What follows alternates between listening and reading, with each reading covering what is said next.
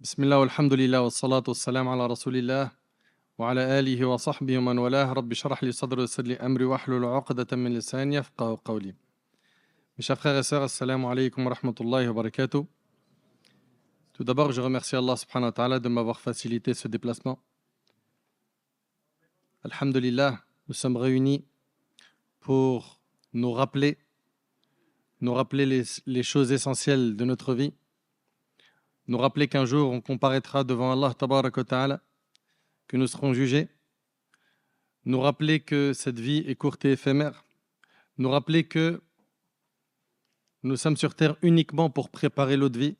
Alhamdulillah, Allah il nous a permis d'être réunis pour ce noble objectif. Nous remercions, nous louons notre Seigneur Jalla fi'ulah pour ce grand bienfait. Puis je remercie également les responsables de la mosquée pour cette invitation, ainsi que vous-même d'avoir fait le déplacement. Qu'Allah tabarak wa ta'ala vous récompense, qu'Allah subhanahu wa ta'ala nous guide tous, qu'Allah subhanahu wa ta'ala nous accorde une science utile.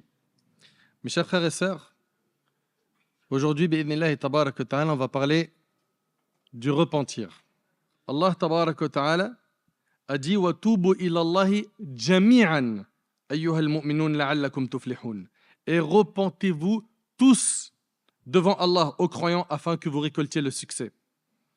Et notre bien-aimé alayhi salatu wassalam a dit tous les fils d'Adam sont des pécheurs et les meilleurs parmi eux sont ceux qui se repentent le plus vite. Et le hadith il est rapporté par l'imam at-Tirmidhi. Nous repentir, c'est un besoin. Pourquoi? Parce que je le dis, je le répète, nous sommes sur terre uniquement pour œuvrer, préparer notre vie future.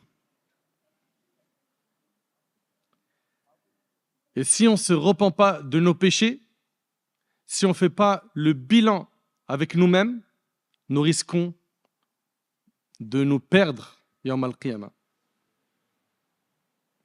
Mes chers frères et sœurs, Allah tabarak wa ta'ala a dit Ya ayyuhalladhina amanu, tubu ila Allahi tawbatan nasuha, asa rabbukum an yukaffira ankum sayyi'atikum wa yudkhilakum jannatin tajri min tahtiha al-anhar يوم لا يخزي الله النبي والذين آمنوا معه نورهم يسعى بين أيديهم وبأيمانهم يقولون ربنا أتمم لنا نورنا واغفر لنا إنك على كل شيء قدير. Allah subhanahu wa ta'ala il nous dit ô vous qui croyez, repentez-vous sincèrement devant Allah afin que votre Seigneur efface vos méfaits et vous introduise pour l'éternité où dans des jardins sous lesquels coulent des rivières. Allahu Akbar, Al-Jannah. Tu te repens, tu fais des efforts, tu laves tes péchés en demandant pardon à Allah, par un repentir sincère, en faisant des bonnes actions, tu auras bi'idhnillah Al-Jannah, le paradis. La demeure des délices éternelles. Il y a au paradis ce que ton cerveau ne peut pas imaginer. Et subhanallah, je trouve très désolant aujourd'hui de voir beaucoup de gens de notre Ummah mettre de côté cet objectif qui est quoi? D'entrer au paradis. De ne pas se donner les moyens d'avoir le paradis. Il va se donner les moyens pourquoi? Pour monter un business. Il va copier des sociétés ou des amis à lui qui ont percé dans le business et il va dire voilà, ce modèle-là a marché, copier-coller. Aux États-Unis ça a marché, pourquoi ne pas le faire en France? Vendre les mêmes produits et puis gagner. Et la religion ne t'interdit pas de faire du business à partir du moment où tout est cadré, tout est halal.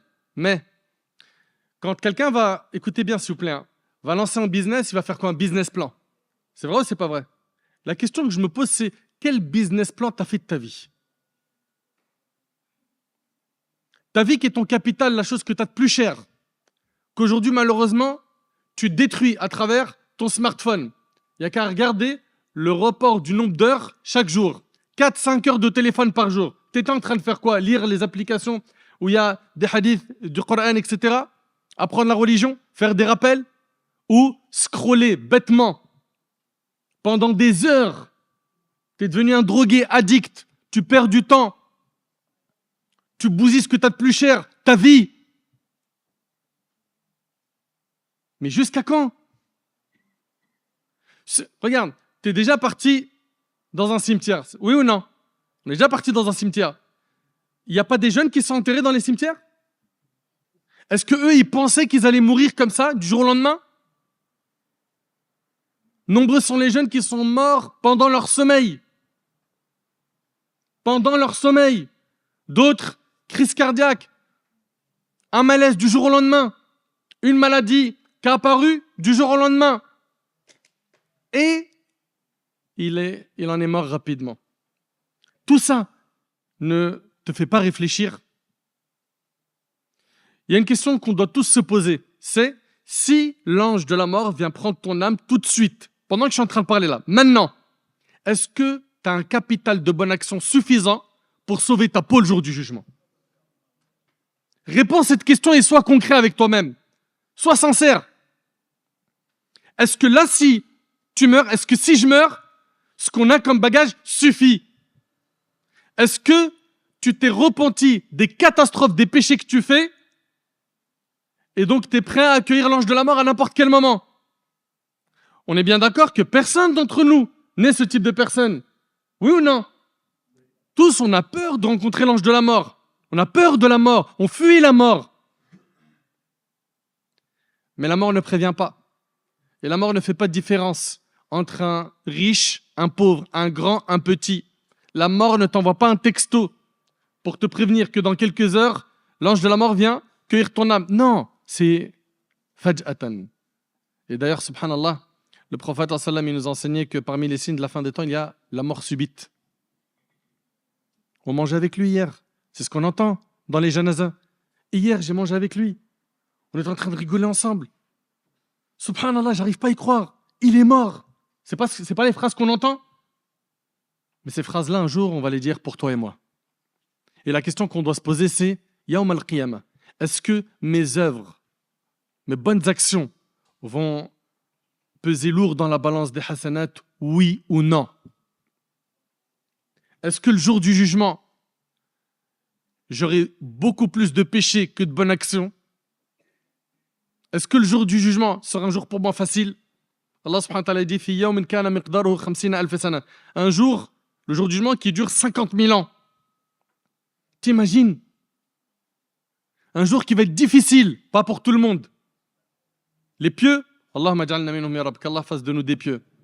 Les pieux, ceux qui ont cartonné dans la vie d'ici-bas, en œuvrant pour l'au-delà, sans oublier leur part de ce bas monde. Ça ne veut pas dire qu'on est en train de dire fais tes adorations, tes pratiques religieuses et abandonne complètement la vie d'ici-bas, travaille pas, tu n'as pas le droit au loisir, etc. Non, non, non, non.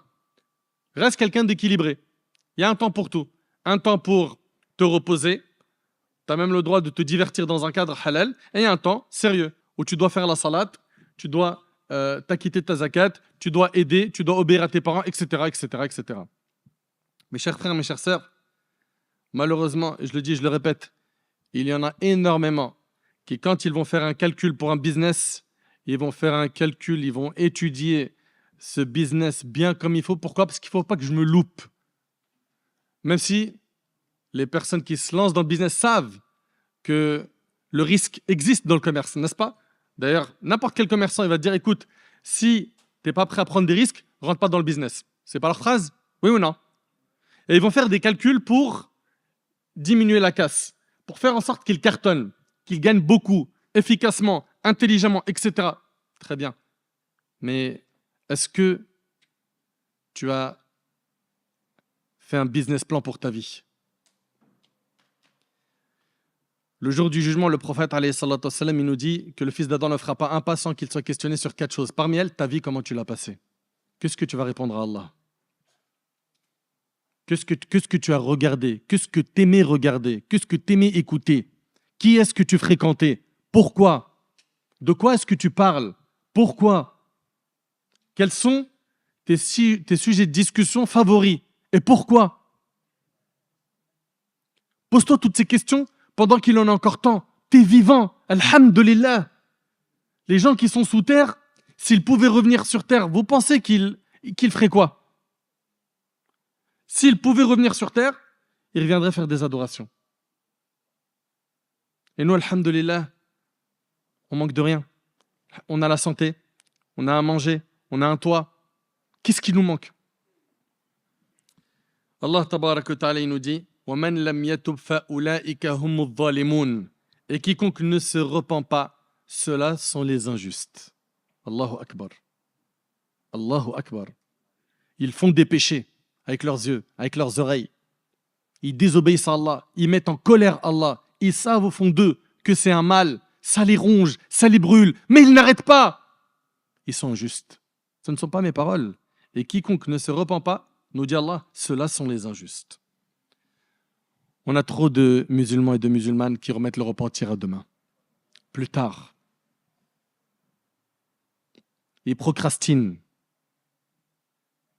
J'ai encore le temps. C'est vrai, ce que je fais, c'est pas bien. Je sais.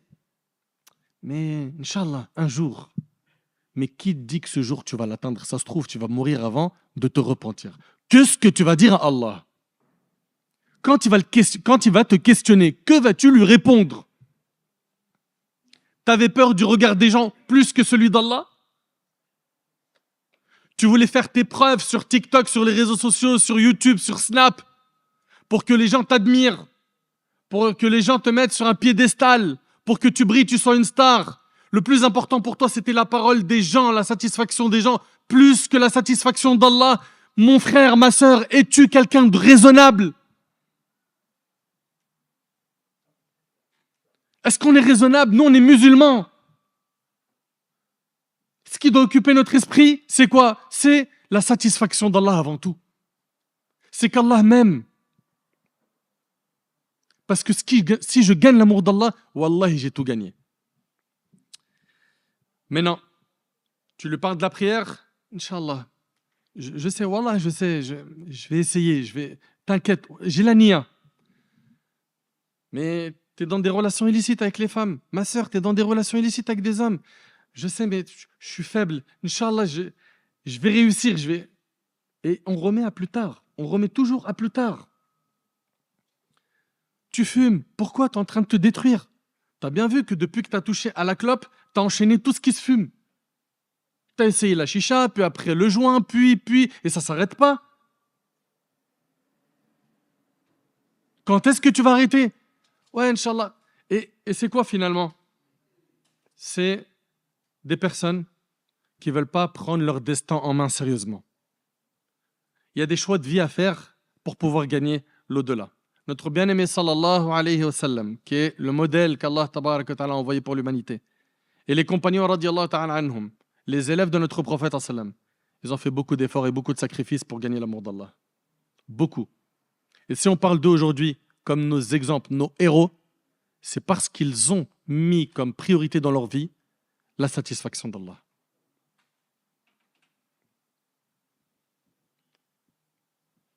Et l'autre qui dit, t'inquiète, je vais commencer à sortir ma zakat, Inch'Allah, bientôt. Mais ça fait des années que tu gagnes beaucoup d'argent. Tu n'as jamais sorti la zakat, tu ne sais même pas comment la calculer. N'est-ce pas une honte? Le hajj, pour plus tard, t'inquiète, Inch'Allah. Mais tu as les moyens. Tu es parti partout dans le globe. Tu es parti en Thaïlande, Bali, aux États-Unis, tu es parti à Dubaï, tu es parti là, tu as investi, tu as des murs partout, des terrains, et tu veux toujours pas faire le hajj. Pourquoi? Non, parce qu'en fait, si je le fais et que je reviens, ça se trouve, je vais faire des péchés. Vous savez comment le diable il piège les gens? Qui a dit que lorsqu'on va au hajj, on est obligé de revenir comme un ange? Bien évidemment, il faut qu'il y ait un avant et après hajj, mais tu resteras un être humain qui fera des péchés. Et qui va demander pardon à Allah, sincèrement, et Allah il te pardonnera. Toi qui es tombé dans les ténèbres des péchés, toi qui as un attachement fou au péché, toi qui as été injuste envers ton Seigneur, toi qui as commis des tonnes de péchés, abandonne ce monde mauvais pour Allah subhanahu wa ta'ala et fais-le pendant qu'il en a encore temps. Et wallahi l'azim mes frères, wa rabbil Kaaba, que personne parmi nous n'a une garantie ou la garantie de vivre longtemps. On peut mourir à n'importe quel moment. La mort ne prévient pas. La mort frappe à n'importe quel moment. Et vous avez déjà entendu un tel parmi vos proches ou vos amis ou vos connaissances, son bébé est mort. Il vient de naître. Ou quelques mois après sa naissance, il est mort. Ou 2-3 ans après sa naissance, il est mort. Ou, comme il n'y a pas très longtemps, j'ai prié sur une jeune fille, salat de janaza, elle avait 14 ans. Ou des gens qui étaient en train de préparer leur mariage comme une sœur. Je suis parti à sa janaza, elle se mariait le lendemain, elle est morte. Wallahi que la mort ne prévient personne. Mais on ne veut pas l'entendre. Pourquoi? Parce qu'on veut obéir au wasaous du diable, à notre âme incitatrice au mal, aux mauvaises fréquentations. On ne veut pas entendre la vérité. On préfère se voiler la face jusqu'au jour du choc. Et vous avez vu dans nos quartiers, quand il y a un jeune qui meurt, ça choque tout le monde, ça glace tout le monde, même les délinquants. Oui ou non? Mais que ça te choque à l'instant T, on va dire que, encore heureux, t'es humain, c'est normal. Mais où est-ce qu'elles sont les prises de conscience? Pourquoi tu ne te dis pas, ça se trouve, ça sera moi? Qui t'a garanti que tu allais vivre longtemps? Qui t'a garanti que tu allais vivre jusqu'à avoir tes 40-50 ans que tu as dans la tête, hein, puis je ferai le hajj, puis je serai marié, puis une fois que ça y est, j'arrête le haram. Nous sommes tous des janazas en salle d'attente. Vous entendez? Nous sommes tous et toutes des janazas en salle d'attente. À n'importe quel moment, on va partir. Et c'est pour cela que nous, en tant que musulmans, on a une croyance. On croit au jour du jugement dernier. On croit au paradis et à l'enfer. On croit aux délices et aux supplices, les châtiments qui attendent certains Yawm al-Qiyamah. Pourquoi? Pourquoi, mes frères? Pourquoi, mes sœurs, autant d'insouciance? Pourquoi est-ce qu'on s'est oublié comme ça? Pourquoi est-ce qu'Allah, c'est plus notre priorité? Après, on s'étonne qu'on ait éprouvé et que l'épreuve s'intensifie sur la Ummah. Qu'est-ce qui a fait sortir notre père Adam et notre mère Hawa du paradis? C'est quoi? La désobéissance. Qu'est-ce qui a fait périr Ad, Thamoud? Qu'est-ce qui a fait périr les peuples qui ont combattu les prophètes? C'est Al-Ma'asi, Al-Dhunoub, les péchés, la désobéissance. À nous de nous reprendre en main très rapidement. Et garde en tête une chose, c'est que toi qui penses que le repentir il est impossible parce que tu as un passé sombre, ou parce que tu es tellement attaché au haram que tu n'arrives pas à t'en détacher, non, ce n'est pas impossible. Et écoute toutes ces bonnes nouvelles. Notre bien-aimé Muhammad sallallahu alayhi wa sallam relate que son Seigneur, c'est-à-dire Allah, à lui la puissance et la grandeur, a dit. Allah subhanahu wa ta'ala, notre maître, Allah dit, lorsque le serviteur se rapproche de moi d'un empan, je me rapproche de lui d'une coudée. Lorsqu'il se rapproche de moi d'une coudée, je me rapproche de lui d'une brasse. Et lorsqu'il vient vers moi en marchant, je me hâte vers lui, rapporté par Bukhari et Muslim. C'est-à-dire quoi? Fais des efforts, chemine. Ça va être difficile au début de commencer la prière, de te lever pour subh, de baisser le regard face au haram, de ne pas écouter le haram, de ne pas fréquenter le haram. Ça va être difficile au début. Mais en faisant des pas vers Allah, Allah subhanahu wa ta'ala va t'ouvrir les portes qui mènent à lui. En faisant des efforts, tu verras que il va t'assister par une bonne fréquentation. Il va te guider vers le droit chemin. Il va t'assister. Il va te donner la force nécessaire pour pouvoir tenir, même si autour de toi, les gens désobéissent à Allah et font n'importe quoi. Allah tabaraka wa ta'ala nous a créés pour qu'on l'adore, il ne faut pas qu'on l'oublie. Adorons-le jusqu'à notre mort et délaissons le chemin des péchés qui est un chemin miné. Pourquoi est-ce qu'aujourd'hui on retarde le repentir? Pourquoi? Pourquoi est-ce que tu retardes le fait de regretter tes manquements et tes péchés? Pour quelle raison? Penses-tu que cette vie elle est éternelle? Kullu man alayha fan. Allah tabaraka wa ta'ala dit tout ce qui existe sur la surface de la terre disparaîtra. Allah ta'ala a dit au prophète sallam afa in mitta fahumul khalidun, est-ce que si tu meurs eux vont vivre éternellement? Tout le monde va mourir. Qul innal mawta alladhi tafirruna minhu fa innahu mulaqikum. Allah ta'ala dit la mort que vous fuyez va très certainement vous rattraper. Aynama takunu yudrikkumul maut. Allah subhanahu wa ta'ala dit où que vous soyez, la mort vous atteindra.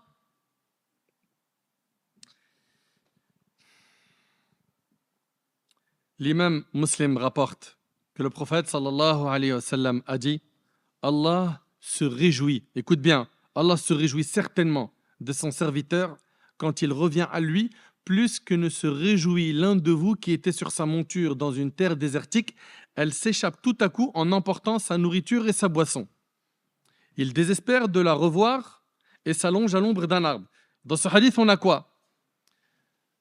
On a ici que le prophète nous dit qu'Allah se réjouit du repentir de son serviteur plus qu'un homme qui est dans le désert avec sa monture et il a sa nourriture et sa boisson dessus. Et d'un seul coup, cet homme-là voit que sa monture disparaît en emportant sa nourriture et sa boisson. Donc, les causes de survie, il ne les a plus. Il est dans le désert, il n'a plus à boire, il n'a plus à manger. Il désespère de revoir sa monture, il s'allonge à l'ombre d'un arbre, n'ayant plus aucun espoir de retrouver sa monture. Ça y est, j'ai plus ma monture pour traverser le désert, j'ai plus à manger, j'ai plus à boire. Donc c'est quelqu'un qui attend la mort. Essaye d'imaginer la situation de cet homme qui a perdu les causes de sa survie. Cependant qu'il est ainsi, voilà que sa monture se tient debout devant lui. Elle est revenue. T'imagines la joie de revoir cette monture et qu'il l'attrape et qu'il la garde avec lui. Il l'a saisie par la bride et il a dit sous l'effet de sa joie excessive, « Seigneur Allah, tu es mon esclave et je suis ton Seigneur. » Il a dit « Akhta'a min shiddatil farah » Tellement il était heureux, il s'est embrouillé. Il s'est embrouillé tellement il était heureux, il a dit « Seigneur, tu es mon esclave et je suis ton Seigneur. » Alors que normalement il aurait dû dire l'inverse. Ok? Et ben comprends qu'Allah subhanahu wa ta'ala se réjouit de ton repentir plus que cet homme qui avait toutes les causes de la survie dans le désert sur sa monture, qu'il a perdu et qu'il a retrouvé. Qu'est-ce que tu attends pour revenir vers Allah subhanahu wa ta'ala? Pourquoi est-ce que tu retardes le repentir? On oublie en fait que dans le hadith rapporté par Bukhari Muslim selon Abdullah ibn Omar, le prophète sallam il nous dit que le jour du jugement, Allah subhanahu wa ta'ala fera reconnaître les péchés de son serviteur en lui disant « Reconnais-tu tel péché? Reconnais-tu tel autre ?» Essaye d'imaginer s'il te plaît. Essaye d'imaginer toi qui t'as donné à la fornication, à la pornographie, à tout ce qui est haram, consommation d'illicite, vol, etc. Essaye d'imaginer qu'Allah, notre maître, Jalla fi'ula, le jour du jugement, il te pose la question. Reconnais-tu d'avoir fait tel péché? Penses-tu qu'il y a un échappatoire ce jour-là? Comment tu vas faire? Est-ce que tu as pensé à ce jour? Qu'est-ce que tu vas dire à Allah? Qu'est-ce que tu vas lui dire? Et comme vous le savez, celui qui prendra son livre de la main droite, il sera sauvé, il ira au paradis. Quel livre? On parle de quel livre? Ouais, à toi. Ouais. Voilà. En fait, on a des anges qui nous accompagnent dans notre vie. Nous sommes dans une vie de test, d'examen. C'est un examen en continu. Et on a deux anges qui écrivent tout, les bonnes et les mauvaises actions. C'est vrai ou c'est pas vrai? Puis le jour du jugement, on te remet un livre. Dedans, il y a quoi? Tout ce que tu as fait. Tout. Tout ce que tu as fait écrit. T'imagines, tu tournes la première page, lecture de Coran, jeûne surrogatoire, obéissance aux parents, dhikr, tu as aidé tes voisins, tu as été souriant, tu as aidé les gens qui t'entourent, tu t'occupais des personnes faibles, pauvres, veuves. Imagine, tu es en train de feuilleter et tu vois, Allahumma barik, énormément de bonnes actions. Celui-là, il a cartonné. Il a eu son livre de la main droite, ça y est, c'est le paradis. De l'autre côté, il y a des gens, wal'iyadhu billah, qu'Allah nous en préserve, qui auront leur livre de la main gauche. Essaye d'imaginer. Il est en train d'ouvrir son livre et il voit quoi? Insulte, médisance, calomnie. Il a été la cause d'un trouble sur les réseaux sociaux. Il a levé des armées de rumeurs contre des personnes pour les nuire. Il regardait le haram, il écoutait le haram, il mangeait le haram, il faisait pleurer ses parents. Il les a fait souffrir. Jusqu'à certains se sont mis à faire dua contre leurs enfants. T'arrives à imaginer, subhanallah, pousser une maman ou un papa à ce point à craquer, ou bien des mamans qui pleurent au parloir. Pourquoi? Parce que son fils il est au habs. Pour quelle raison? Parce qu'il a suivi des mauvaises fréquentations. Et lui, il est en train de tourner ses pages et il voit que c'est sombre, sombre, sombre, sombre, sombre, sombre. Il a eu son livre de la main gauche. Il a loupé cet examen, l'examen de la vie d'ici-bas. Allah tabarak wa ta'ala il dit فَأَمَّا مَنْ أُوتِيَ كِتَابَهُ بِيَمِينِهِ فَيَقُولُ هَاؤُمُ اقْرَءُوا كِتَابِيَهْ اللهم اجعلنا منهم يا رب إني ظننت أني ملاق حسابي فهو في عيشة راضية في جنة عالية قطوفها دانية كلوا واشربوا هنيئا بما أسلفتم في الأيام الخالية. Allah subhanahu wa ta'ala il nous dit dans Sourate Al-Haqqa, quant à celui à qui on aura remis le livre en sa main droite, il dira, qu'est-ce qu'il va dire? Tenez, lisez mon livre. Il a eu son livre de la main droite, ça y est, c'est le diplôme. Il rentre au paradis, il est heureux. Tenez, lisez mon livre. J'étais sûr d'y trouver mon compte. Peut-être que certains se sont moqués de lui sur terre parce qu'il voulait faire les choses dans les règles du din. Mais lui, il n'a pas prêté attention à cela. Et là, alhamdulillah, il obtient enfin son diplôme. J'étais sûr d'y trouver mon compte. Il jouira, dit Allah, d'une vie agréable, dans un jardin haut placé, dont les fruits sont à portée de la main. Regardez, Allah, il dit quoi? Mangez et buvez agréablement pour ce que vous avez avancé dans les jours passés. Vous avez œuvré, vous avez fait des efforts, et bien ça paye. Aujourd'hui, c'est la récompense. Et toi qui te dis que c'est trop compliqué de se repentir, je te l'ai dit, tu fais un pas vers Allah, Allah subhanahu wa ta'ala, il t'ouvre les portes. Rappelle-toi aussi que le prophète sallallahu alayhi wa sallam a dit, Allah divisa la miséricorde en 100 parties. Il en retint auprès de lui 99. Et il en a fait descendre une seule sur terre. Écoutez bien, Allah il a divisé la miséricorde en 100 parties. Il a gardé 99 miséricordes pour le jour du jugement, pour faire miséricorde à ses serviteurs, et il a descendu une seule miséricorde sur terre. C'est avec celle-là que les humains et les animaux se font miséricorde. Allahu Akbar. Ce n'est pas perdu. Juste rapproche-toi d'Allah. Change ta fréquentation. Tire le frein à main des péchés. Ça suffit. Ça suffit. Subhanallah. Une personne pourrait se dire, ouais, mais mon frère regarde. Et d'ailleurs, c'est une question que je vais vous poser. Ça sera plus simple. Comment tu t'appelles, mon frère? Abdullah.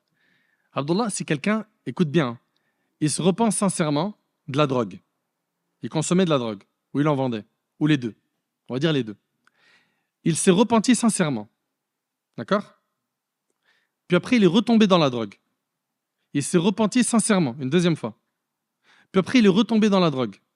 Il s'est repenti sincèrement. Est-ce que ce repentir-là est accepté auprès d'Allah? Pourquoi? Tant qu'il est sincère, Allah subhanahu wa ta'ala lui pardonne. Mais attention, maintenant il y a une question qu'il faut qu'on pose. C'est, quelles sont les conditions du repentir? Levez la main. Vas-y.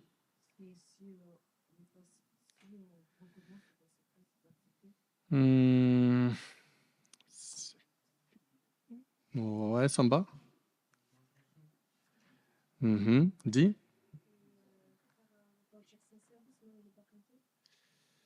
Mais c'est quoi un repentir sincère? Oui, premièrement, c'est le regret sincère du cœur. Le prophète sallallahu alayhi wa sallam a dit An-nadamu tawba. Le regret, c'est un repentir. Déjà, tu dois regretter de ton cœur. C'est-à-dire, quand tu penses au péché, tu n'es pas heureux. Parce que vous avez vu, il y a des gens, ils ont fait du haram dans leur vie. Ils ont fait des choses illicites. Mais quand ils y pensent, ils disent, franchement, quand même, lourd, hein? C'était de la bombe. Il est où le regret? Le regret implique que tu te sens mal quand tu penses au péché que tu as fait. Tu as désobéi à Allah. Allah t'a vu. Autre condition du repentir? Ouais. Vas-y. Alors, il y a le fait de se détacher immédiatement du péché. Et 3, c'est être déterminé à ne plus le refaire. Donc écoutez bien, si quelqu'un il regrette le péché, il se détache immédiatement du péché, mais il n'a pas le point numéro 3, qui est quoi? Être déterminé de ne plus le refaire. Son repentir n'est pas sincère. Il lui manque quelque chose. Un repentir complet, il lui faut ces 3 points. Je regrette, je m'en détache tout de suite, et je suis déterminé à ne plus le refaire. Mais maintenant, il s'est repenti de cette manière-là, mais avec le temps, Shaitan l'a eu, il est retombé dans le péché. Tant qu'à chaque fois, son repentir sera sincère, s'il retombe dans le même péché plusieurs fois, Allah il lui pardonnera. Écoutez bien pour pas travestir les propos que j'ai dit. Tant que son repentir est sincère, c'est-à-dire qu'il contient ces 3 conditions. Parce que si lui il se repent du péché, mais il dit, si l'occasion se répète, je fonce. Ah non, tu n'es pas déterminé à ne plus le refaire. Vous suivez? Et cela, Ce que je viens de vous dire là, on le trouve dans un hadith rapporté par Abu Huraira, qui est rapporté par Bukhari et Muslim. Le prophète a dit, un serviteur a commis un péché. Un serviteur commis un péché, alors il a dit, oh Allah, il a dit, pardonne-moi mon péché. Alors Allah a dit, mon serviteur a commis un péché, et il a su qu'il avait un Seigneur qui pardonne le péché et qui punit aussi pour celui-ci. Puis, le serviteur récidiva et pécha de nouveau. Et de nouveau, il a dit, Seigneur, ô Seigneur, pardonne-moi mon péché. Allah tabaraka wa ta'ala a de nouveau dit, mon serviteur a commis un péché, et il a su qu'il avait un Seigneur qui pardonne le péché et qui punit aussi pour celui-ci. Après un certain temps, le serviteur récidiva et pécha encore. On voit bien que le serviteur ici recommence le péché. N'est-ce pas? Il a dit au Seigneur, pardonne-moi mon péché. Allah, béni et exalté soit-il, déclara alors, mon serviteur a commis un péché, mais il a su qu'il avait un Seigneur qui pardonne le péché et qui punit aussi pour celui-ci. Agis donc comme tu le souhaites, assurément, je t'ai pardonné. C'est-à-dire quoi? Tant que ton repentir, à chaque fois, il est sincère avec toutes ses conditions, Allah te pardonnera à chaque fois. Vous entendez? Est-ce que c'est un appel à foncer dans le péché? C'est ça que vous avez compris? Non, au contraire. Au contraire, c'est un appel simplement à ne pas perdre espoir si jamais le diable te met KO une deuxième fois ou une troisième fois. Mes chers frères, mes chères sœurs, le diable, n'oubliez pas qu'il a un rôle sur terre, c'est quoi? D'amener les gens à la corruption parce qu'il ne veut pas être tout seul dans le châtiment le jour du jugement. Et d'ailleurs, vous savez qu'est-ce que le diable il a dit? Dans le hadith d'Abi Sa'id al-Khudri, le diable a dit, il a dit ça à qui? À Allah, il a dit, je le jure par ta puissance, ô Seigneur, je ne cesserai d'égarer tes serviteurs tant que leurs âmes seront dans leur corps. Essaye d'imaginer, s'il te plaît. Le diable a dit à Allah, je le jure par ta puissance, ô Seigneur, je ne cesserai d'égarer tes serviteurs tant que leurs âmes seront dans leur corps. Quelle audace, n'est-ce pas? Et le Seigneur, Allah a répondu, regardez ce qu'Allah a dit, et le Seigneur a répondu, je le jure par ma puissance et ma majesté, je ne cesserai de leur pardonner tant qu'ils me demandent pardon. Allahu Akbar. Allahu Akbar. Et le hadith, il est rapporté par l'imam Ahmed. Subhanallah. Qu'est-ce que c'est beau. Allah tabaraka wa ta'ala peut reprendre notre âme à n'importe quel moment. Et il y a certaines personnes, au moment de la mort, qui vont demander à Allah de revenir sur terre pour faire le bien. Allah tabaraka wa ta'ala dit Hatta idha ja'a ahaduhumul maut, qala rabbi irji'un la'alli a'malu salihan fima tarakt. Allah il dit, puis lorsque la mort vient à l'un d'eux, il dit, oh mon Seigneur, fais-moi revenir sur terre afin que je fasse du bien dans ce que je délaissais. Et la réponse d'Allah, ça sera quoi? Kalla. Non. Non. Allah subhanahu wa ta'ala, il nous a envoyé le Coran, les prophètes. On a eu dans notre ummah des savants, des prêcheurs. On a été avertis, prévenus. Et avec tout cela, certains ont été négligents. Tu sais, si tu te repens, tu vas gagner l'amour d'Allah tabaraka wa ta'ala. Je ne sais pas si on réalise. Allah tabaraka wa ta'ala dit Inna Allah yuhib at-tawwabin wa yuhib al-mutatahhirin. Allah aime ceux qui se repentent et ceux qui se purifient. Allah, il les aime. Et tu sais, quand tu es aimé par Allah, qu'est-ce qui se passe? Allah subhanahu wa ta'ala, il appelle l'ange Gabriel, il dit j'aime un tel, aime-le. L'ange Gabriel, il appelle les anges des cieux pour que les anges des cieux t'aiment également. Et à la fin, tu es apprécié par les pieux sur terre. Donc quand tu es aimé par Allah, la première des choses, c'est que Allah te facilite de faire des bonnes actions, il te protège, mais il fait que les pieux, les bonnes personnes t'aiment. Les bonnes personnes t'aiment. Si tu gagnes l'amour d'Allah, tu as tout gagné. Combien on est nombreux à nous soucier de notre subsistance, notre rizq? Faut que je gagne de l'argent. C'est vrai, c'est pas vrai? J'ai envie de construire un foyer. J'ai besoin de sous. J'ai besoin de ci, j'ai besoin de cela, je veux me marier, etc. Le fait de demander pardon à Allah facilite l'obtention du risque de la subsistance. Allah tabaraka wa ta'ala dit فَقُلْتُ اسْتَغْفِرُوا رَبَّكُمْ إِنَّهُ كَانَ غَفَّارًا يُرْسِلِ السَّمَاءَ عَلَيْكُمْ مِدْرَارًا وَيُمْدِدْكُمْ بِأَمْوَالٍ وَبَنِينَ. Al-Aya. J'ai donc dit, Regardez bien dans le verset. Implorez le pardon de votre Seigneur, car il est grand pardonneur, pour qu'il vous envoie du ciel des pluies abondantes et qu'il vous accorde beaucoup de biens et d'enfants. Le verset commence comment? Implorez le pardon de votre Seigneur,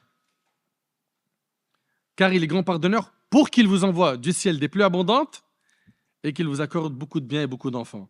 Demande pardon à Allah subhanahu wa ta'ala, afin qu'Allah subhanahu wa ta'ala, il t'accorde ta subsistance. Notre prophète, c'est notre modèle. Il demandait pardon à Allah subhanahu wa ta'ala tous les jours. Tous les jours. Dans le hadith rapporté par le Bukhari, il demandait pardon à Allah 70 fois par jour. T'imagines? Et dans le hadith de Muslim, il demandait pardon à Allah subhanahu wa ta'ala 100 fois par jour. 100 fois. T'imagines? Mais le souci, c'est quoi? C'est qu'on est nombreux à courir derrière ce bas monde. Nombreux à courir derrière ce bas monde en délaissant les efforts qu'il faut faire pour avoir le paradis. Et le hadith rapporté par Ibn Majah, ici, nous donne une grande leçon. Ce hadith de Zayd ibn Thabit qui rapporte avoir entendu le prophète sallallahu alayhi wa sallam dire « Celui dont ce bas monde est son principal souci, ce bas monde-là, c'est son principal souci. Faut que je perce, faut que je fasse de l'argent, faut que je sois connu, faut de la thune. » C'est ce qu'on entend aujourd'hui. Celui dont ce bas monde est son principal souci, Allah mettra la pauvreté entre ses yeux. C'est-à-dire quoi? Il ne sera jamais satisfait. Il ne sera jamais satisfait. Quoi qu'il ait comme gain dans ce bas monde, comme argent, il en voudra toujours plus. Jamais il sera satisfait. On a connu des gens autour de nous. Ils ont commencé à bosser même beaucoup, jusqu'à ils ont gagné beaucoup. Sa gourmandise, elle ne s'est jamais éteinte. Il a une belle voiture. C'était une bombe atomique pour lui. Il voulait un peu ce que vous entendez aujourd'hui, un RSQ3, l'autre il veut un BM de fou, l'autre il veut ceci, il faut sortir à faire un Lamborghini. Ce qu'on entend aujourd'hui chez les jeunes. Il l'a eu. 1 mois, 2 mois. Ouais, en fait, il y a mieux. Et puis maintenant, je vais bosser pour le mieux. Et ainsi de suite. Il a acheté une maison, un appart, ça l'a calmé? Il me faut le deuxième. Il a acheté le deuxième, c'est fini? Non. Pourquoi? Parce qu'on court trop. On pense trop. On a trop investi pour ce bas monde.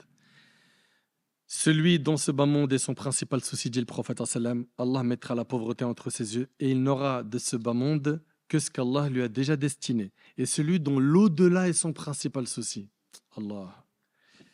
Allah mettra la richesse dans son cœur. Et c'est celle-là la vraie richesse. La vraie richesse, c'est al-qana'a. C'est que tu sois satisfait de ce qu'Allah t'a donné. Et ça, c'est donné qu'à ceux qui ont l'au-delà comme principal souci. Apprends à dire Alhamdulillah, remercie Allah pour ce que tu as déjà. Alhamdulillah, tu en as déjà beaucoup. Celui, dit le prophète, qui a l'au-delà comme principal souci, Allah mettra la richesse dans son cœur et l'ici-bas viendra à lui malgré lui. C'est-à-dire quoi? C'est-à-dire que cette personne qui avait pour principal objectif l'au-delà, cette dunya, elle va lui venir de manière aisée, facile. Il voulait un travail, il l'a eu rapidement. Il voulait un appart, il l'a eu. Il voulait un mariage, c'est ce bas monde qui va te courir après. Donc sois intelligent. Cours-toi derrière l'au-delà. Allah subhanahu wa ta'ala fera que ce bas monde te courra après. Et ne sois pas de ceux qui vont courir derrière ce bas monde, car au final, tu ne seras jamais satisfait, tu vas t'épuiser. Et le grand risque, c'est que finalement, tu sois triste parce que tu n'as pas eu ce que tu voulais, tu en veux toujours plus, et que tu perds l'au-delà. Également, sache que le repentir illumine le cœur et efface les péchés. Ceux qui n'arrivent pas à prendre la science religieuse, le Coran, qu'ils se repentent, car les péchés sont un frein dans l'apprentissage. L'imam Malik, rahimahullah, il avait dit à l'imam Shafi'i, je vois qu'Allah a illuminé ton cœur par la science.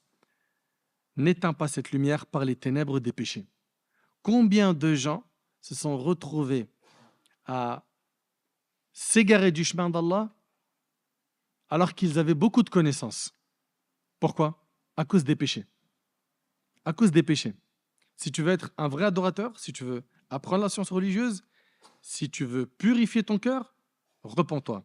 Repens-toi à Allah subhanahu wa ta'ala. Et invoque Allah subhanahu wa ta'ala pour qu'il te guide. Parce que nous, seuls, sans l'aide d'Allah, on ne peut rien faire. Le prophète, il disait Ya muqallib al-qulub, thabbit qalbi ala dinik. Ô toi qui raffermis les cœurs, raffermis mon cœur sur ta religion. Dans le Coran, Rabbana la tuzigh qulubana ba'da idh hadaytana wa hab lana min ladunka rahma innaka antal wahhab. Seigneur, ne laisse pas dévier nos cœurs après que tu nous aies guidés. Et accorde-nous ta miséricorde, c'est toi certes le grand donateur. Et quand tu te repens, sache que tes péchés passés deviennent quoi? Des bonnes actions. Illa man taba wa amana wa amila amalan salihan faulaika yubaddilu Allahu sayyi'atihim hasanat wa kana Allahu ghafuran rahima.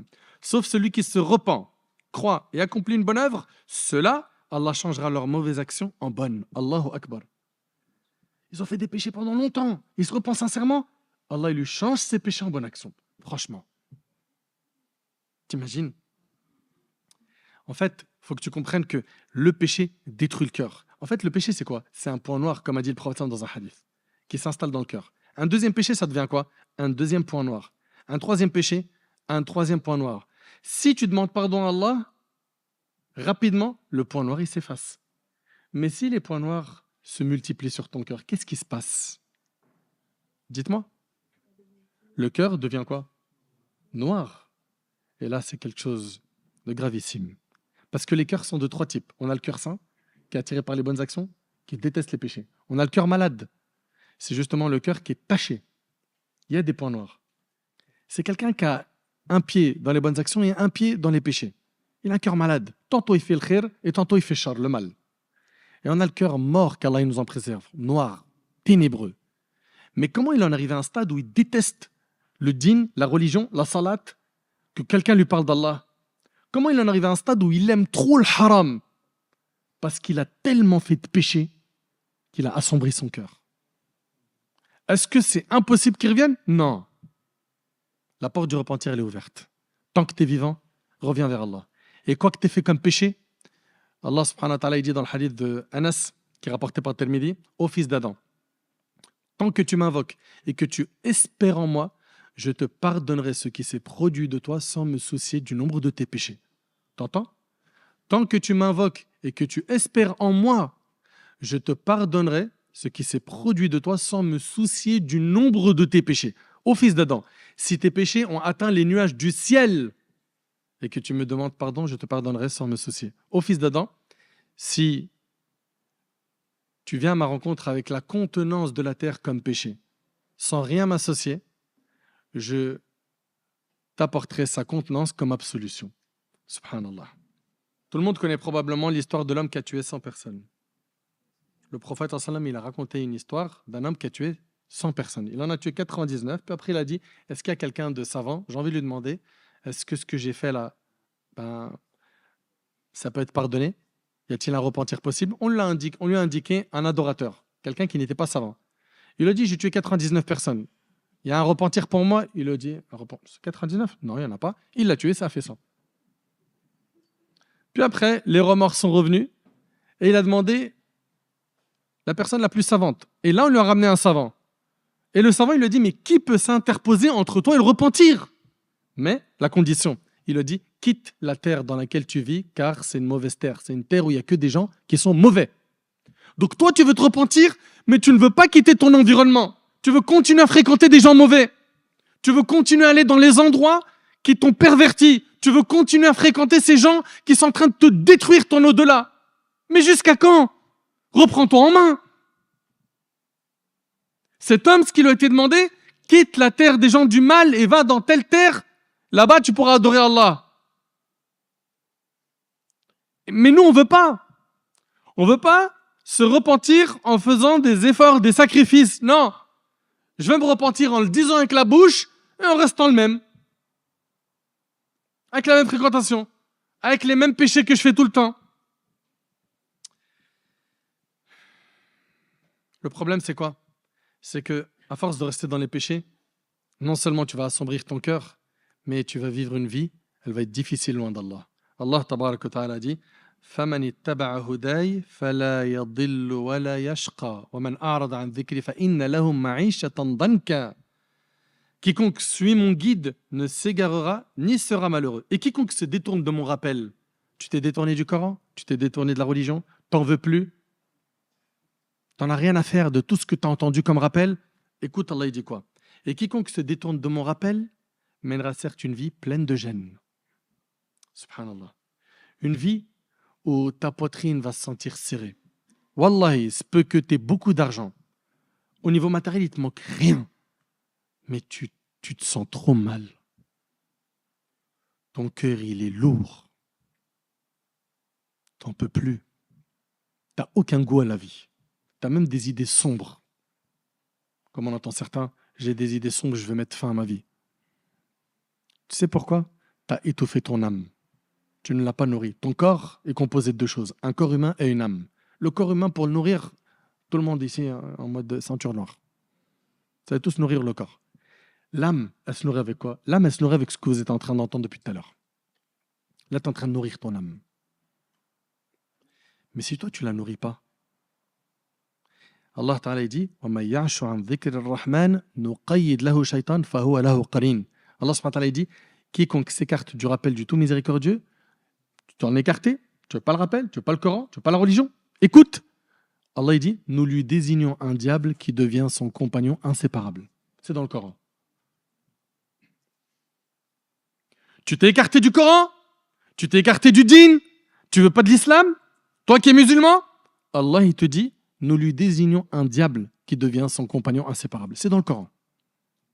De l'autre côté, Allah Ta'ala il dit Man amila salihan min dhakarin aw untha wa huwa mu'min falanuhyiyannahu hayatan tayyiba. Quiconque mâle ou femelle fait une bonne œuvre tout en étant croyant, nous lui ferons vivre une bonne vie. Comment faire pour avoir une bonne vie? Crois en Allah, fais des bonnes actions. C'est simple, c'est écrit dans le Coran. Crois en Allah et fais des bonnes actions. Allah il dit nous lui ferons vivre une bonne vie. Ibrahim ibn Adham, il y a un homme qui est venu se plaindre de ses péchés et il vient demander conseil à Ibrahim ibn Adham. D'accord? Il veut savoir comment faire pour délaisser les péchés. Il a dit, premièrement, la première chose, si tu veux désobéir à Allah, ne mange pas de sa subsistance. Est-ce que c'est possible? Tout ce qu'on mange, nous, là, c'est pas la subsistance d'Allah? Subhanallah, c'est pas honteux. On mange de ce qu'Allah nous a accordé, on prend des forces par le biais de ce qu'Allah a créé, ce qu'il nous a donné, et suite à cela, on lui désobéit. Franchement, c'est pas honteux? Oui ou non? Il lui a dit, si tu veux désobéir à Allah, ne mange pas de sa subsistance. Il lui a dit, si tu veux désobéir à Allah, ne mange pas de sa subsistance. Mais on est tous d'accord que tout appartient à Allah. Il lui a dit, comment cela? Alors que toutes les subsistances appartiennent à Allah. Ibrahim lui a dit, est-il juste que tu manges de sa subsistance et que tu lui désobéisses? Ensuite, Ibrahim ibn Adham lui a dit, si tu veux désobéir à Allah, trouve un endroit qui n'appartient pas à Allah et désobéis-lui là-bas. Tu veux désobéir à Allah? Trouve un endroit qui ne lui appartient pas et désobéis-lui là-bas. Il y en a? Non. Tout appartient à Allah. N'est-ce pas?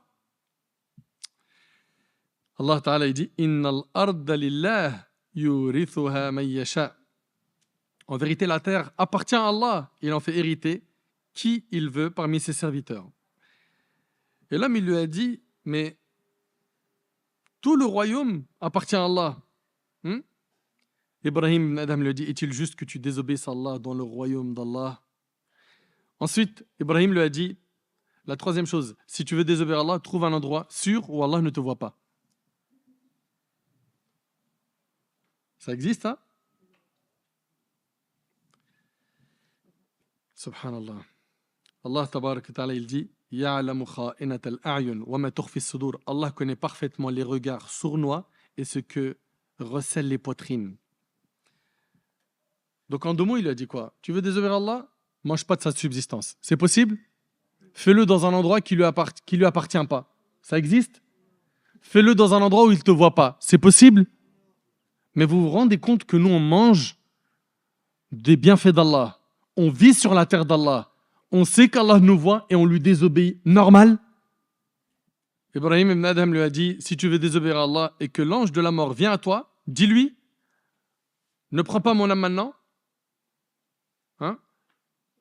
jusqu'à ce que je me repente auprès d'Allah. Est-ce que ça c'est possible? Est-ce que quand l'ange de la mort il va venir prendre notre âme, on peut négocier avec lui un délai? Impossible. Allah Ta'ala il dit فَإِذَا جَاءَ أَجَلُهُمْ لَا يَسْتَأْخِرُونَ سَاعَةً وَلَا يَسْتَقْدِمُونَ. Allah subhanahu wa ta'ala, il dit que lorsque leur terme échoit, ils ne peuvent ni le retarder ni l'avancer, fût-ce d'un instant. Quand l'ange de la mort il vient, c'est terminé. Tout de suite, il va prendre ton âme. Tu peux rien négocier. Subhanallah, il lui a dit, si tu veux désobéir à Allah, lorsque les anges viendront te prendre pour t'emmener en enfer, dis-leur, je ne vous suis pas. On est bien d'accord que tout ça, c'est impossible. Donc pourquoi retarder le repentir jusqu'à maintenant, mes frères et sœurs? Attention à ne jamais désespérer de la miséricorde d'Allah, parce que sa miséricorde, elle est immense. Et garde en tête une chose, c'est que quoi que tu aies fait comme péché, jamais tes péchés seront plus grands que la miséricorde d'Allah. Jamais. La miséricorde d'Allah est plus grande que tout. Mais reprends-toi en main. Commence par déjà une chose, c'est quoi? C'est être déterminé, avoir cette volonté de changer. Parce que si tu n'as pas cette volonté toi-même de changer, rien ne va changer. Il faut que tu aies cette volonté, cette détermination et que tu te donnes les moyens, que tu te battes contre le diable, contre les mauvaises fréquentations, contre ton âme qui incite au mal. Il faut que tu te battes, pourquoi? Pour t'en sortir de cette mauvaise fréquentation, de ces mauvaises personnes qui t'induisent en erreur, de toutes ces personnes qui t'enseignent le mal ou qui t'ont plongé dans le mal. Il faut que tu te battes. Et rien n'est impossible parce que le maître, Azza wa Jal, c'est lui qui guide. Demande-lui sincèrement, Ya Allah, guide-moi. Ya Allah, je suis faible. Ya Allah, donne-moi la force de tenir face au péché, face aux tentations qui sont trop nombreuses. Ya Allah, j'arrive pas. Ya Allah, aide-moi. Et sois sûr que si tu fais les causes, rappelle-toi du hadith, s'il vient vers moi en marchant, je viendrai vers lui en me hâtant. C'est-à-dire quoi? C'est-à-dire qu'il va te faciliter les choses. Wallahi, mes frères, mes sœurs, qu'il n'y a pas plus beau que d'être sur la voie de l'obéissance à Allah subhanahu wa ta'ala. Aujourd'hui, je vous parle du haut de mes 42 ans. J'ai connu votre âge. Vous avez quel âge, les jeunes? 14, 17, 11. Quand j'étais jeune, malheureusement, je n'étais pas bien entouré. Je n'étais pas bien entouré, puis j'étais perdu. Perdu. Bien que mes parents, ils ont fait ce qu'ils ont pu, qu'Allah les récompense. Qu'Allah les bénisse et qu'Allah protège et récompense tous nos parents. Subhanallah, c'était un combat que je menais avec moi-même. J'arrivais pas à m'en sortir au niveau de la fréquentation. Parce que je les aimais. J'ai grandi avec eux. Mais ils m'amenaient au haram. Et un beau jour, il a fallu faire des choix de vie qui ont été durs. Mais subhanallah, Allah subhanahu wa ta'ala, il m'a facilité. Il a facilité à énormément de gens de revenir vers lui. Et tous les jours, on voit un tel, il a repris la prière, un tel, il s'est repenti, un tel, alhamdoulilah, il a délaissé telle substance illicite ou tel argent sale, etc. Tous les jours, on entend des gens qui se réforment. Pourquoi ne pas être de cela et tirer les gens vers le haut en étant des bons modèles, des bons exemples, au lieu malheureusement d'être quoi? D'être de ceux qui sont tirés par la locomotive du mal. Hein? On est là, les gens ont fait. Non. Il faut que tu sois quelqu'un qui sache dire non au haram. Même si en face de toi, on va se moquer de toi, hein, parce que tu ne veux pas consommer de l'illicite, c'est pas grave. Le prophète, on s'est moqué de lui. Les compagnons également. Tu n'es pas meilleur qu'eux. Ok? Si, en pratiquant ton dîn, tu entends des mauvaises paroles, eh ben ça, c'est la voie des prophètes. C'est la voie des prophètes. Tiens bon. Tiens bon. Et sois heureux de pouvoir ressembler à notre bien-aimé Mohammed alayhi salatu wassalam. Mes frères, mes sœurs, la vie, elle est très courte. Et on ne sait pas à quel moment l'ange de la mort va venir prendre notre âme. À nous de nous reprendre en main tant qu'il en est encore temps et de faire le nécessaire pour que le jour du jugement soit un jour pour nous agréable et que la suite soit le paradis éternel. J'implore Allah subhanahu wa ta'ala de me pardonner mes manquements. J'implore Allah subhanahu wa ta'ala de nous guider. J'implore Allah subhanahu wa ta'ala de faire de nous des pieux. J'implore Allah subhanahu wa ta'ala de nous accorder une bonne fin. Sallallahu subhanahu wa ta'ala an yataqabbala minni wa minkum salih al-a'mal. هذا والله أعلم سبحانك اللهم بحمدك أشهد أن لا إله إلا أنت أستغفرك وأتوب إليك وآخر دعوانا الحمد لله رب العالمين وجزاكم الله خيرا.